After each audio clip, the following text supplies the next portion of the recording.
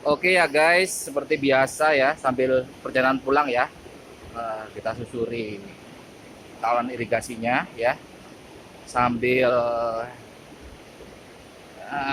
ya aku ngobrol bebas lah ya, nggak apa-apa ya, nggak apa-apa ya, dengerin orang ngobrol ya.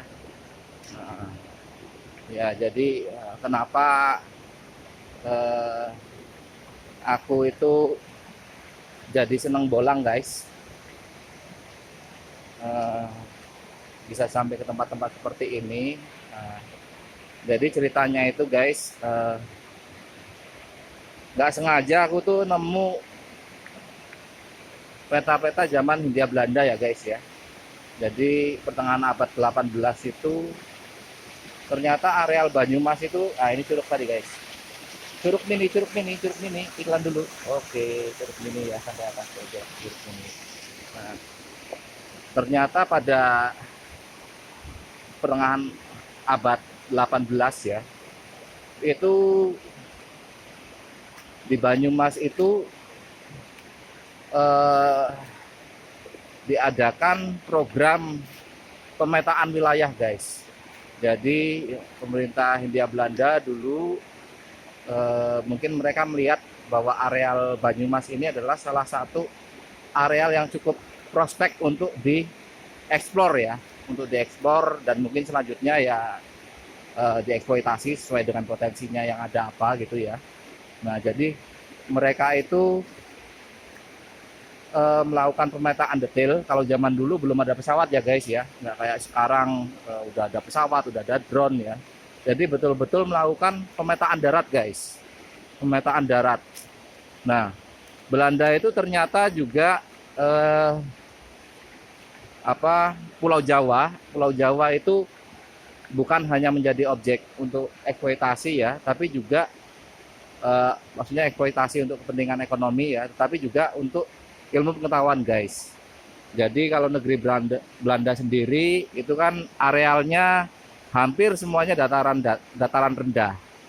Nah, untuk pembangunan infrastruktur di sana pun juga tidak ada tantangan yang cukup berarti guys. Jadi mereka paling ya cuma sekedar bangun kanal, bangun jembatan gitu ya. Nah, begitu mereka menguasai wilayah Jawa ya, pasca VOC, mereka mulai melirik ada potensi apa di Jawa gitu. Nah, mereka betul-betul kagum dengan eh, kondisi bentang alam di Jawa ya guys, yang sangat jauh-jauh berbeda dengan kondisi di negara mereka gitu. Kalau di Jawa itu bisa dijumpai perbukitan di sana sini, gunung berapi ya, terus lalu ada juga jurang-jurang, pokoknya keriting lah, bentuk permukaan tanahnya itu keriting, nggak kayak di Belanda yang datar gitu kemana-mana. Nah itu jadi tantangan mereka juga untuk mengembangkan ilmu pengukuran ya atau ilmu geodesi. Nah dan juga pada saat itu mereka juga punya kepentingan ya untuk mencari untuk menggali potensi yang ada di wilayah Jawa itu apa, disesuaikan dengan ya kondisi pasar dunia saat itu ya. Saat itu kan sedang booming-boomingnya perkebunan ya guys. Jadi teh, kopi, terus kina, juga tebu ya, tebu untuk produksi gula. Nah, jadi mereka itu, eh, nah mereka sadar guys bahwa mereka saat itu kekurangan SDM. Nah ini berawal dari temuan peta tadi ya. Jadi aku berusaha untuk mencari literatur-literatur sebagai referensi pendukung ya. Aku pengen tahu sejarah pemetaannya seperti apa ya guys. Jadi saat itu mereka kekurangan SDM ya, kekurangan SDM sehingga ya mau nggak mau karena ini memang sudah jadi program mereka ya, ya otomatis untuk bisa dijalankan butuh SDM. Nah, karena SDM-nya nggak ada, apa yang mereka lakukan guys? Jadi mereka bikin sekolah guys, sekolah untuk mencetak insinyur-insinyur pengukuran atau juru ukur ya, insinyur geodesi ya. Nah, jadi saat itu dibangunlah sekolah dan direkrutlah dari kalangan pribumi ya, direkrut dari kalangan pribumi untuk selanjutnya dididik agar nantinya setelah lulus ya bisa dijadikan tenaga-tenaga yang memang berkompeten untuk melakukan kegiatan pengukuran. Nah, jadi nggak langsung instan guys. Begitu pengen kok langsung tiba-tiba jalani gitu ya. Nah, tapi mereka sadar bahwa ini memang perlu SDM yang kompeten dan jumlahnya juga harus memadai. Nah, pasca ahli-ahli ukur ini lulus guys, nah mereka langsung dikasihkan proyek pemetaan itu. Nah, jadi kalau aku lihat ya guys, dari peta yang ada itu dibandingkan dengan ini ya, dengan peta produk peta dari lembaga kita ya. Lembaga kita kan ada namanya BIG, Badan Informasi Geografis itu ya. Badan Informasi BIG. Nah, pokoknya BIG lah gitu kan. Nah, kalau dulu Bako Surtanal. Nah, itu petanya itu jauh lebih akurat produk yang Hindia Belanda guys. Jauh lebih akurat guys. Kenapa? Permasalahannya kenapa guys? Karena ya, ini contohnya kayak saluran irigasi seperti ini nih. Itu di petanya produk Bako Surtanal atau BIG itu nggak muncul sama sekali guys. Nggak muncul sama sekali, tapi ternyata di petanya Belanda itu ada gitu. Itu ada. Terus juga kalau diperhatikan dari lekak-lekuk garis konturnya ya guys. Kalau dari produk Bako Surtanal BIG itu sangat kaku guys. Nah, beda dengan yang produk dari ini pemerintah company itu ya. Nah, itu benar-benar apa ya? Ya aku sudah coba ngecek ya kondisi lapangan ya dengan kondisi peta itu ya benar-benar merepresentasikan kondisi lapangan guys. Jadi boleh dikatakan ya saat itu ya memang pemetaan jadi kerja yang serius gitu loh. Nah, jadi berdasarkan dari hasil pemetaan itu ya guys. Nah, itu kan nanti didapatkan peta topografi. Nah, mereka produknya itu yang aku ketahui sampai dengan skala 1:25.000 ya. 1:25.000 itu cukup representatif lah untuk apa namanya sebagai data awal untuk perancangan ya. Untuk perancangan infrastruktur. Nah, itu berdasarkan dari peta itu guys. Nah, gimana? Nggak tahu ya, monyet kali. Nah, ini guys, ini daerah sawah yang benar-benar tersembunyi nih guys. Hidden valley. Nah, itu guys, ini yang menjangkau sini itu cuma warga lokal sekitar. Oke ya guys, lanjut ya guys. Jadi nah, ini dia yang menarik. Sebelum apa namanya progres pemetaan ini selesai, nah mereka pun berpikir gitu bahwa oke, sekarang aku lagi memetakan Pulau Jawa gitu. Nah, langkah selanjutnya adalah membangun apa namanya infrastruktur, lalu membangun pabrik dan tetek bengek lah yang terkait dengan kepentingan bisnis mereka.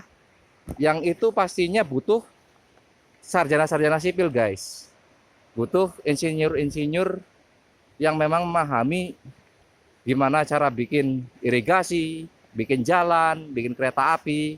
Nah, lalu mereka bangun itu guys, cikal bakalnya ITB. Nah, keren banget kan guys. Jadi Belanda itu benar-benar apa ya, ya harus diakui lah, mereka punya kecintaan yang mendalam terhadap ilmu pengetahuan ya. Nggak cuma sekedar itu, mereka benar-benar memahami bahwa sesungguhnya ilmu pengetahuan itu ya untuk dimanfaatkan untuk peningkatan taraf hidup manusia gitu ya. Walaupun saat itu mungkin lebih dominan kepentingan mereka ya, tapi ya benar-benar untuk dibumikan gitu. Nggak cuma sekedar memberikan pengetahuan, tapi bagaimana caranya agar pengetahuan yang ada itu bisa memancing kita untuk berkarya, berinovasi, untuk membuat sesuatu, merekayasa sesuatu, agar kualitas hidup kita lebih baik, guys. Nah itu jadi dibangunlah sekolah juru ukur ya, terus habis itu sebelum program pemetaannya selesai sudah disiapkan sekolah untuk insinyur sipil gitu. Nah jadi ketika program pemetaan selesai, nah peta yang ada itulah yang dijadikan data awal oleh para insinyur-insinyur sipil untuk membuat perencanaan, untuk membuat desain jalan, desain jembatan, desain irigasi, guys.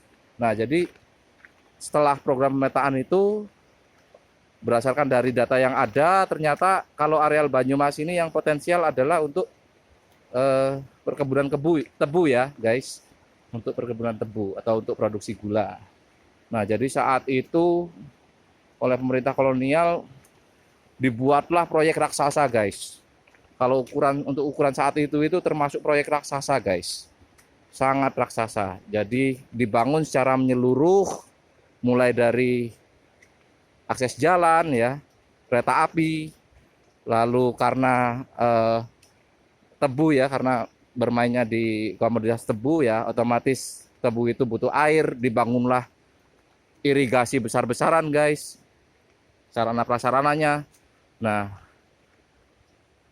yang mengerjakan itu ya sebetulnya ya sebagian besar ya insinyur-insinyurnya itu orang pribumi gitu, guys. Ya ada juga orang mereka. Cuma ya mereka yang memang mengerjakan ya karena mereka keterbatasan SDM ya. Jadi ya sarjana sipil itu. Ini, guys. Aduh, suasananya menyenangkan sekali. Nah, itu karung-karung pasir, guys. Jadi orang-orang lokal sini ya pintar juga, guys. Mereka ngambil pasir ya, terus bawa ban. Nah, nanti ketika pulang pasirnya ditaruh di ban, jadi nggak perlu mikul gitu. Karena saluran irigasi ini mengantarkan mereka sampai ke pinggir jalan raya, guys. Aduh, tuh persawahannya, guys, keren sekali. Nah, itu jadi apa ya? Gara-gara aku nemu peta kuno Hindia Belanda itu, jadi pikiran agak terbuka itu. Kalau selama ini kan banyak mitos yang mengatakan bahwa wah mending dijajah sama Inggris gitu, pasti negaranya dibangun dan akan makmur gitu kan. Kalau dijajah Belanda itu cuma diperas aja gitu. Nah itu nggak sepenuhnya benar juga, guys. Kalau untuk konteks Pulau Jawa ya, guys, karena Jawa ini kan merupakan areal yang paling lama dikuasai oleh Belanda gitu. Jadi ya kalau Pulau Jawa ini ya ya seperti kita lihat lah, ini irigasi ini yang bangun juga zamannya mereka gitu kan ya.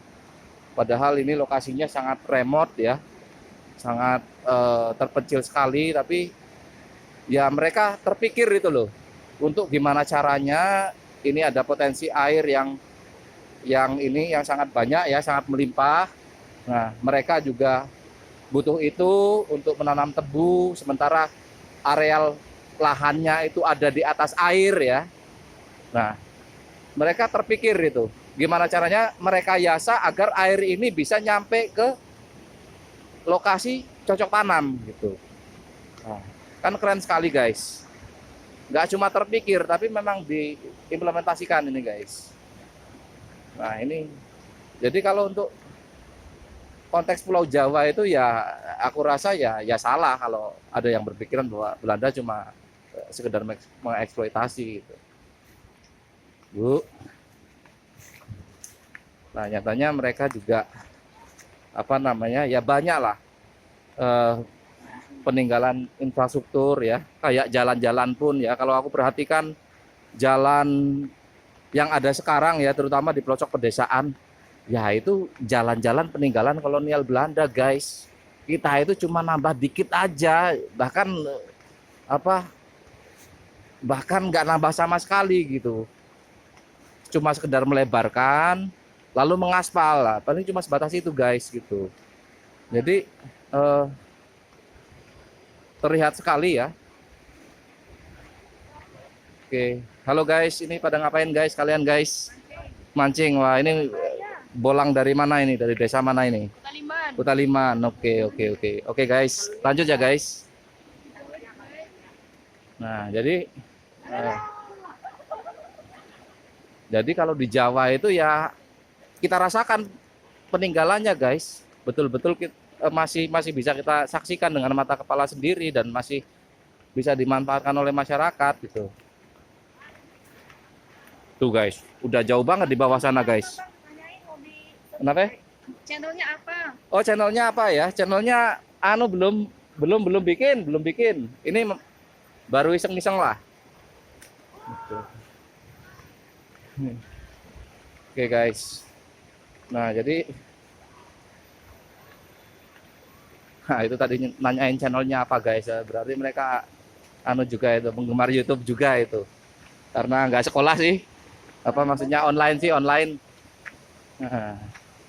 Nah itu guys, jadi kita bisa lihat guys, aku ngeliatnya gini, aku bandingin antara areal Pulau Jawa ya, yang memang sudah dieksplor, yang sudah dieksploitasi, yang sempat bangun oleh Belanda ya, kayak Banyumas ini.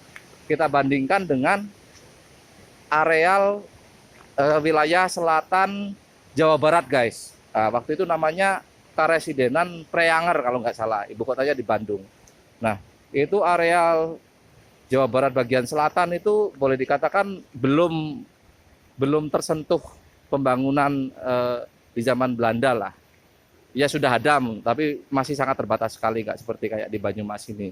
Nah itu setelah kita merdeka berpuluh-puluh tahun guys, ya kondisinya ya masih aja terpencil gitu guys, masih masih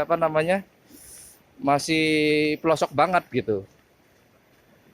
Nah jadi ya dijajah nggak enak ya guys ya, cuma ya maksudnya nggak lantas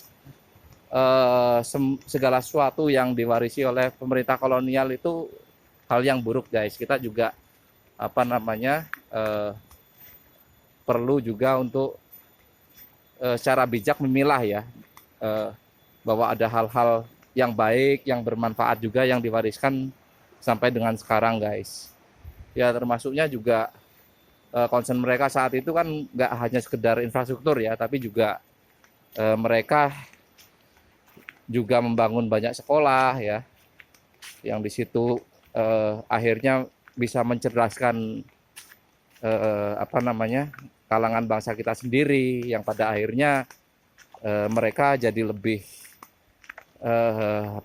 cerdas, punya wawasan yang hebat ya, punya pengetahuan yang luas ya, sehingga berpikir untuk memerdekakan negeri ini guys. Nah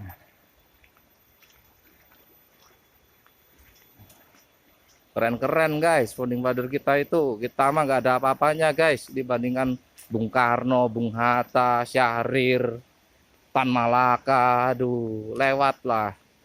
Itu susah kita nyari figur pemimpin yang model seperti itu di zaman sekarang guys. Oke, ini udah hampir nyampe kayaknya ya. Oke. 20 menit ya, sudah 20 menit kita jalan ya dari tadi ya, dari yang ini ya terakhir tadi ya, bendung terakhir itu bendung apa masih misterius itu, tapi yang jelas mengasihkan sekali guys. Nah ini tuh sudah beda elevasinya berapa ini kira-kira 30 meter ada sampai bawah, bisa ya tuh 30 meteran. Ini keren sekali ini. Nah ini sudah ada guys, potensinya itu sudah ada guys, sudah dibikinkan guys. Nah ini ada ban loh. Kita apa tuh? Oh ban motor kali, jejak ban motor. Nah sekarang ini tuh mau diapakan itu loh, biar bisa menambah tingkat kesejahteraan masyarakat sekitar sini gitu. Mau sampai kapan sih kita tergantung sama pertanian gitu. Oke. Bambu. Oke guys, difoto dulu guys. Oke guys. Oke, aku di sini ya guys ya. Oke nih, difoto loh aku. Oke. Oke, udah. Oke guys. Nah, itu Kali Banjaran jauh di sana itu ya guys ya. Nah, ini kita menyusuri salurannya, udah hampir dekat jalan raya guys. Nah, saluran ini guys nanti setelah jalan raya akan nyebrang. Nah, itu menembus areal apa itu agak-agak berbukit gitu, nantinya nyampe ke desa Kutaliman. Nah, itu yang mengairi persawahan yang ada di sekitar jalan utama di desa Kutaliman guys. Nah, gak hanya sebatas Kutaliman aja, tapi terus ke selatan kan masih ada desa Karangnangka ya guys, masih ada Beji. Nah, Karangnangka bagian utara itu ya masih memanfaatkan aliran dari irigasi ini guys. Nah, itu juga ada aliran apa ya. Nah, itu di sana nemu ini lagi curug ya. Nemu curug, tapi curugnya itu sumbernya dari aliran irigasi ini guys. Jadi ada semacam apa ya, codetan gitu ya. Terowak. Nanti kita lihat ya. Nah, itu. Nah, itu sayang sekali itu ada air yang kebuang kayak gitu ya guys. Nah, ini juga salah satu potensi guys, potensi energi guys. Nah, apalagi ini kan energi air ya. Air itu kan energi yang terbarukan, renewable kalau kerennya itu. Nah, ini kan daripada terbuang sia-sia guys. Nah, sebetulnya bisa jadi listrik ini. Nih guys. Sebetulnya tinggal jadi listrik guys. Bisa jadi listrik maksudnya. Nah, andai kata kita pakai pola pikirnya orang Belanda ya guys ya, seperti yang aku ceritain tadi ya. Ya, nah, punya angan-angan pengen bikin sesuatu, nah tapi belum ada SDM-nya.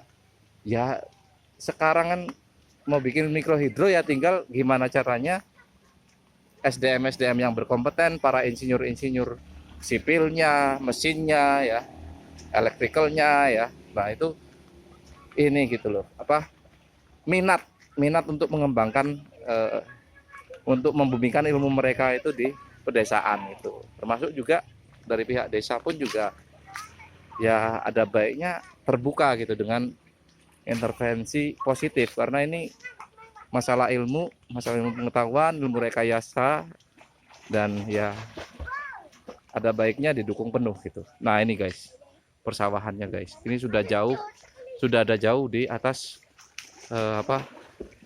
sungai ya. Halo guys, kalian lagi ngapain ini? Jenenge sapa bae jenenge sapa bae? Tayang renang ora? Temenan ya, tayang renang ya. Aduh, kalian seksi sekali kalian ya. Oke guys, ini anak-anak pada ini berenang ya. Tuh. Nih, ya. Ini anugerah dari Belanda ini, adik-adik. Nah, tuh ya, ini yang menyeberangin sungai tadi guys. Oke, tuh suasananya guys. 25 menit ya. Oke. 26 menit, dan itu pun kita jalannya santai ya. Beberapa di beberapa lokasi juga sempat berhenti gitu ya. Kenalan dong. Sekolahnya online. Kelas berapa? 2. SD jauh nggak? Sering main di sini ya?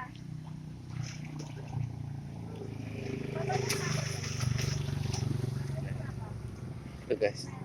Matanya merah, kenapa itu matanya? Ini asik sekali ya ini ya. Udah pernah nyampe sana belum? Ujung sana udah pernah belum? Hah? Belum? Sudah. Ngejak siapa? Ngejak Ramane apa? Jangan sendiri lah, medeni lah anak dewekan. Ya. Ngejak Ramane baik. Siapa yang ada yang berenang?